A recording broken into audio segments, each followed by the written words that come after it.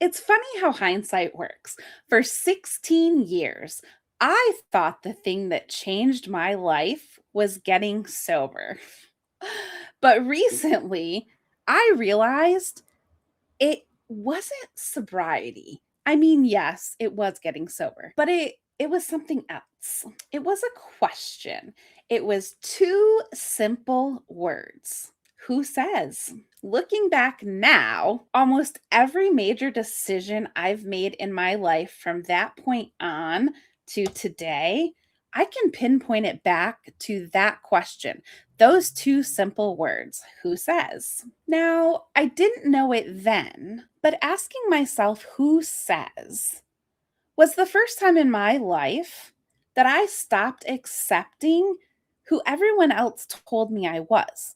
I stopped accepting all the labels, the expectations, the rules, the beliefs, and started the long process of figuring out who the hell Tish was. And to give you more of an idea of why those two words, that question, mattered so much, I have to take you back. Back in childhood, I grew up with a lot of dysfunction.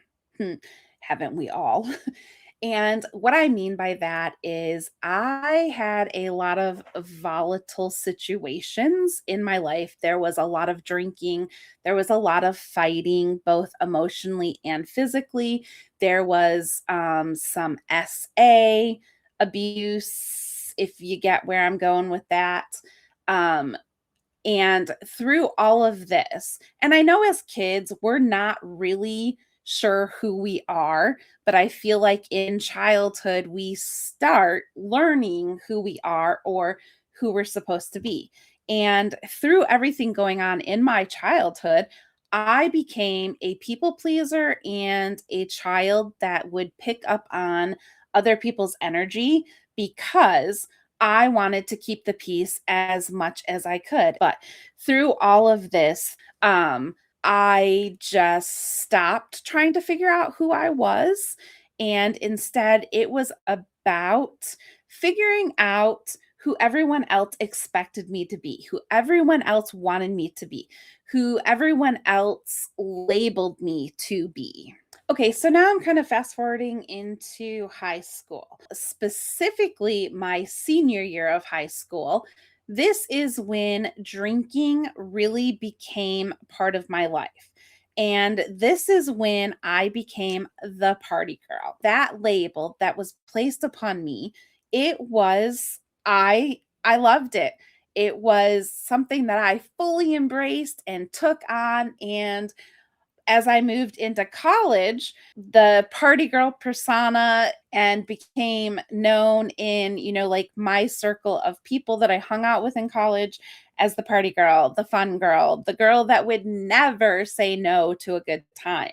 And it was part of who I was in this group of people. And the drinking was so out of control that I had to have my stomach pumped.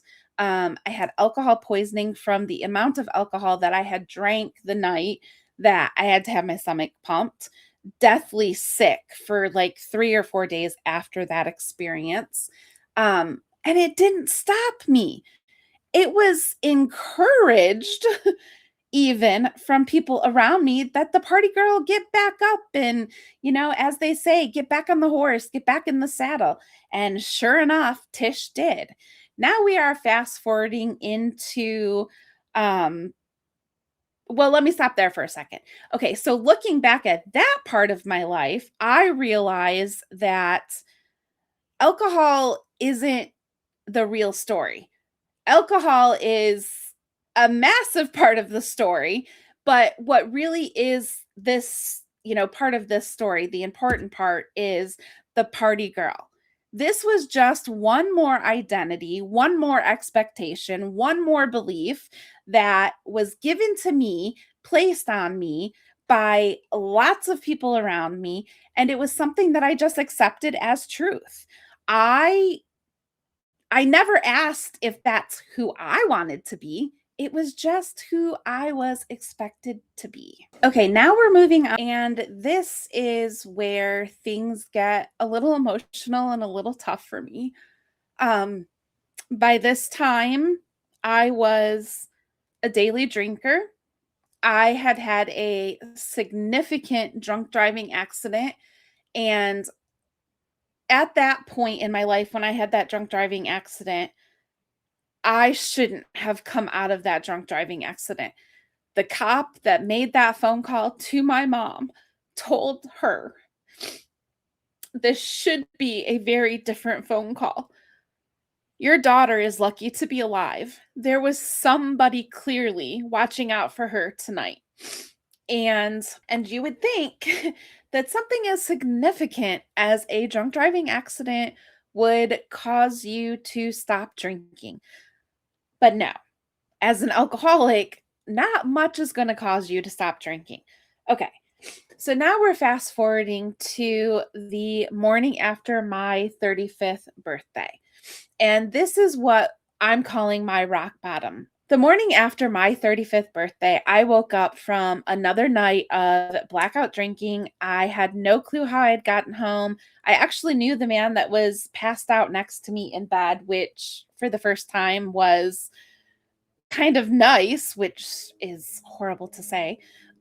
But as he was passed out and laid there snoring, and I'm laying there and I am silently sobbing, as silently as you can sob when you're, sobbing.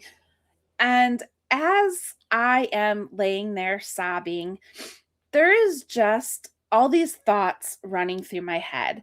Um, One, I realized I couldn't keep living like this because one of two things was going to happen if I continued down this road. One, the alcohol was going to kill me, or two, because of the depression that I was also in at that point in my life, I was going to kill myself. But I just knew that I couldn't keep living like that. But more than that, there was something else going on, something way deeper than that. There was that question: who says? Those two simple words, who says, running through my head.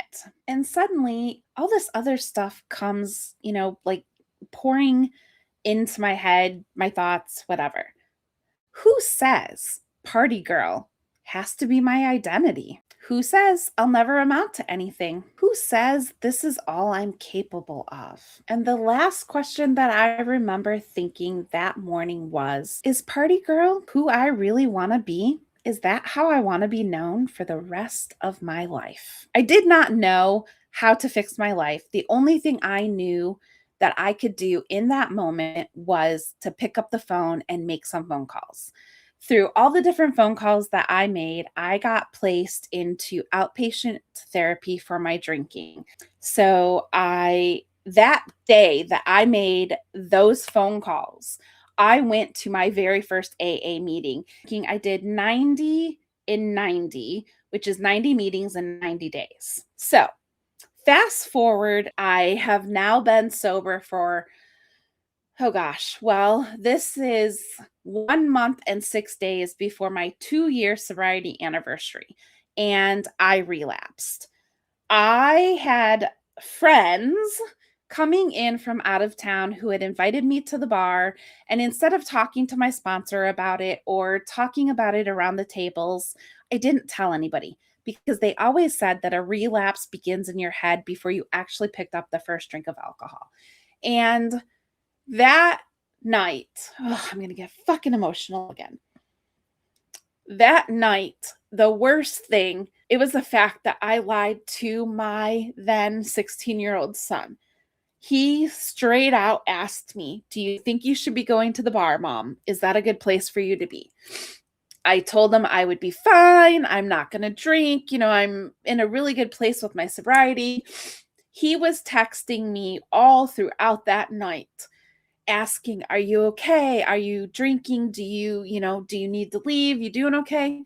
Every single time I lied to him because every single time he sent a text, already been drinking. It took about 15 minutes of being at the bar before I picked up that first sip of alcohol. And the crazy thing is Those first 15 minutes with those group of friends from out of town, the conversation was all about me and the fact that I was coming up on being 2 years sober in 1 month and 6 days. I would be celebrating 2 freaking years of sobriety. And then the question came, does party girl Tish need a drink? And of course, that's what was expected. So I did what any good girl would do when she's expected to do something. I took a drink. And the night was shit. But the worst part of that night was the fact that I ended up at a place where my son was, a relative's house. And he saw things, he heard things that night that to this day we still don't talk about because I don't need to know the things that he saw or the things that he heard. But I remember going into his bedroom the next morning and just saying, Caleb, I need to apologize to you. And he just looked at me and he said, Mom, you don't need to apologize to me. You need to apologize to yourself. You need to call your sponsor and you need to get to an AA meeting. How sad that at 16 years old, my son knew that that's what I needed. And that's what I did. I called my sponsor and I got into some AA meetings. Anyways, all that to say, I have stayed sober, and a shout out to myself. In March, I celebrated 12 years. Now, back to the story. I still find myself falling into old rules, stories, beliefs, expectations, roles that have just been handed to me. But here's the important thing. It is about questioning all of this stuff. Even though I have been doing it for 16 years, now that I'm aware of it, it's about digging deeper, going further, because I'm living this second chapter of my life on my terms, who I want to be, not what everyone else around me expects me to be, not what society says I should be. And if one of those questions and asking whether it's true for me or not, if the answer is I don't know, then I get to have fun and challenge that. So you're just going to have to stick with me because in the future, I promise that I am going to dig into more of that and you'll understand more of what I mean. Thank you for watching. If you have not already hit that subscribe button, please do so that you'll be notified when I release my next video.